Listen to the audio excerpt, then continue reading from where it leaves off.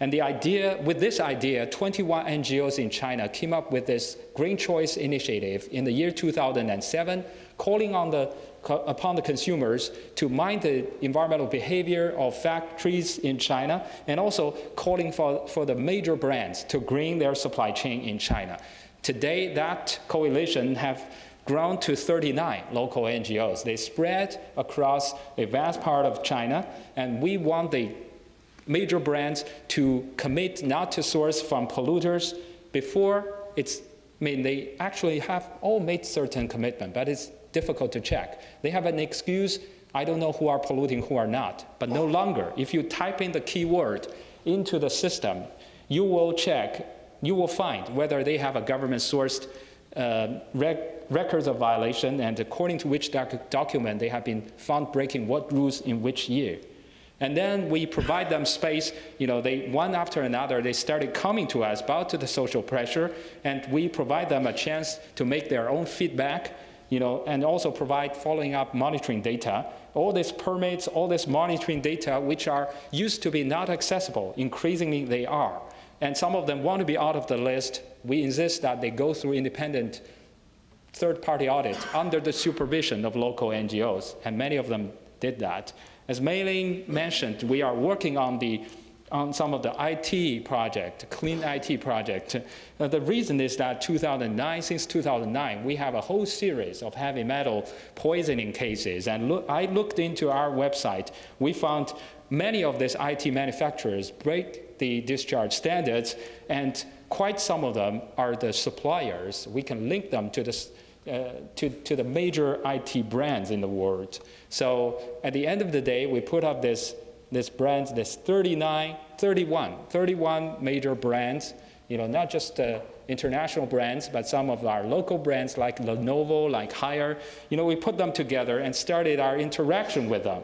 I have to say, at the beginning, very few would even want to respond by saying, we received your letter. But through more than a year and a half, nearly 2 years of interaction, I think quite some of them have changed. But it did, for some of them, it did cost us, our real efforts and resources to try to dig deep about how the workers got, poisoned in the clean room in those factories, and how our rivers have been turned into a situation like this, and how all this wastewater got dumped, our lakes got laced with heavy metals, and how people, at the end of the day, give up their dignity and kneeling down in front of my camera. And this is something that we discovered about this industry. And usually, even me as a Chinese, before I started this, I'm not quite sure. I thought that industry was green and harmless. But then, with all this information spreading out, we have the Chinese consumers responding to this. And also through the different organizations here, we have the consumers in this part of the world also express some concerns. They said, I want my phone. I want my phone to go green. And with all this consumer pressure and pressure from all the different stakeholders, finally, now we have this 31 IT brands. You can see one after another, they've been moving forward. At the beginning, I assure you, there are only a few checks here, but now, it's moving forward, and from being just responsive to try to be proactive, and moving from tier 1 to further upstream into the supply chain, they are moving forward and driving many of their suppliers to come to change, to disclose. And some of the major brands have become a leader in using the public source, open source the information to tackle their supply chain. They review their supply chain with our list, and when they find problems, drive them to change. Or they could face the possibility to lose the business. And through all this work, so far we have more than 500 companies with polluting records. Most of them are very large companies coming to the NGOs to make their disclosure, and all this information are online. It's all there. And then more than 100 of them have been through independent third-party audit, and all their auditing reports are openly available. Everyone can check that. And I want to end my talk by saying that in our country, in China, we're facing environmental challenges. They are real, they are serious, it matters to the environmental rights and human rights of not just this generation of Chinese, but the generations to come.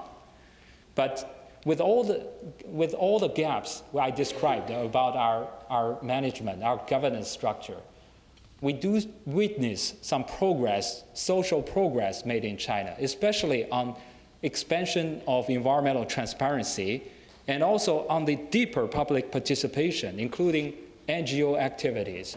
So today I want to say there's unique opportunities for all the stakeholders to come to work together to try to deal with this problem. I think, of course, primarily it's our problem, it's our challenge. We Chinese gotta take on this issue, but I invite you, all of you, there's a chance for all of you to also join this, to join this together. I think we can tackle this issue. We can make a green choice for the future, and we can build up a better world for the future. Thank you.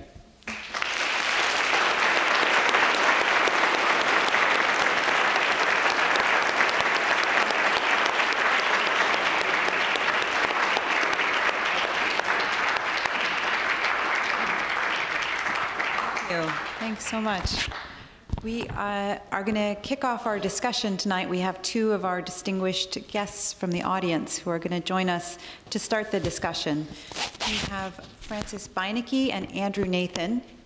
Francis Beinecke is the president of the Natural Resources Defense Council, which has 1.3 million members. They're fighting for a clean energy future, curbing climate change, protecting wildlife, reviving oceans, and fostering sustainable communities. NRDC has set helping China go green as one of its organizational priorities and has been working in China for over 15 years. I think taking up Ma Jun's challenge to join him in fighting for a cleaner China. Francis is has been involved with NRDC for over 30 years as a fierce environmental advocate. We're so happy that she's here to start the discussion this evening.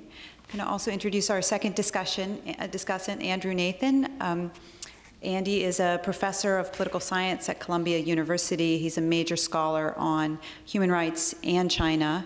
He's the chair of the steering committee of the Center for the Study of Human Rights at Columbia. He's the co-chair of the board of the organization Human Rights in China. Andy is a really key scholar, thinker, writer, educator, agitator, activist, one of my favorite troublemakers. So glad to have you both here tonight. Francis, can you start us off? Yes, thank you very much. It's such a pleasure to be here with the Resource Center for the Mary Robinson Speaker Series, and of course, to be here with Ma Jun, who's such an important partner and particularly such an amazing leader in China for disclosure, for transparency.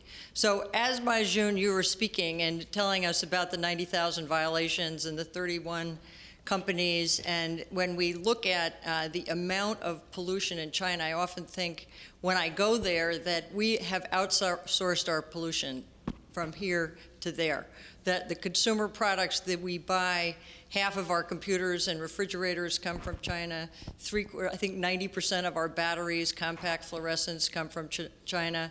Over 75% of our textiles come from China. That all of the factories there that are producing that pollution, affecting not only the workers, but all the people in the country, are doing that to, in many ways, provide materials for those of us in other parts of the world, particularly here in the United States, in Europe, and the developed parts of the world. So you have taken such an important stand and provided that disclosure.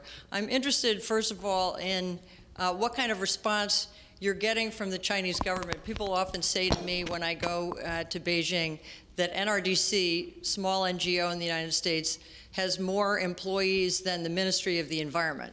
In the United States, we have 18,000 employees in the Environmental Protection Agency. In the Ministry of the Environment, there's less than 1,000.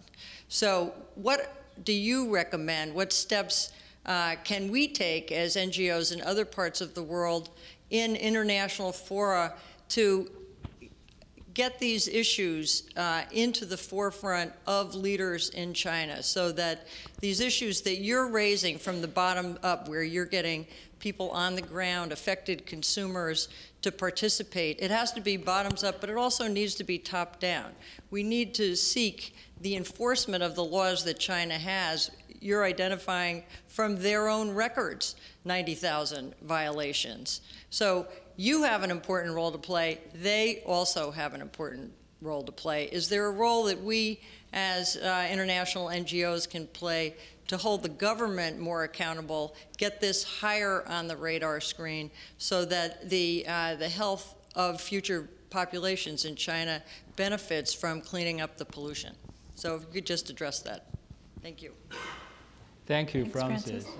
It's truly a pleasure to see you here. And I would like to say that our biggest relationship with the government actually is the data source. All our data, in some way, one way or the other, comes from government monitoring or government-confirmed public petition and complaints records. So this way or that way, that's our biggest relationship. And we're lucky, we're based in Beijing. You know, the central government, I truly believe they don't want this pollution to grow out of control. You know, I describe about all this serious consequences. They're worried about that. They don't want to see that.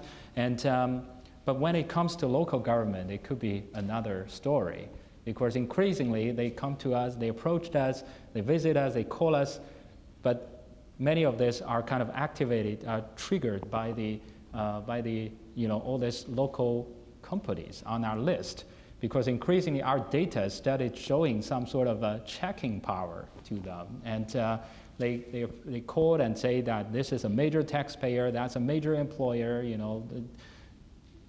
You use my data to put it there. Now I say it's good. Why can't you just take it away? You know, I need that company to go back on, you know, on track, and it's losing business now. And so it's that type of situation. It makes you understand that they are under that type of pressure. It's not like they are bad people. They don't want to do their job. It's about, you know, this whole kind of a local government still put GDP growth rate way ahead of the environmental protection. And I wouldn't say that it's even just their problem. You know, the central government told them to balance everything, balance all this development and protection, but still, you know, those turn out a better performance of GDP going to be promoted, and we all know that unless there's some check and balance, it's just going to be like that forever. So it's important now, as we understand that they cannot fully enforce at this moment, and the court still cannot fully kind of be open to environmental litigation, we got to find an alternative way to deal with that. I think transparency then kind of emerge as one of the few options that we find that now could do something. And as you said, you know, we actually see eye to eye with NRDC. I think NRDC doing a lot of superb work in China on litigation, but in the meantime, they also see, your organization also see environmental transparency as very important. So we work together with NRDC to develop something called Pollution Information Transparency Index. And we use that to assess the performance of 113 cities, major cities in China. There's a practical reason behind that, because you know, if the data continue to show that it can impact local business, then they could backtrack. You know, our work could have some impact that we're not willing to see. So it's important for us to score them and rank them. So out of a 100-point system, the first year they got, the average is 31. It's not good. And then second year, it moved to 35. So from 4, just over 60, they pass, and second year, 11 pass. And now we're working with your local team there, you know, NRDC local team there, to do the third year mapping out, and it's going up. I have to say it's going up. So you can see, if you view this, you could see, actually put it into historical perspective. China has come a long way. If we move back 10 years ago, it's not there. You know, we can't even build up this database, but now it's it's there, but still there are major gaps. And the way to move forward is actually, through this kind of a meticulous, quantitative way, we could better, engage the government by working on this way rather than, some other channels.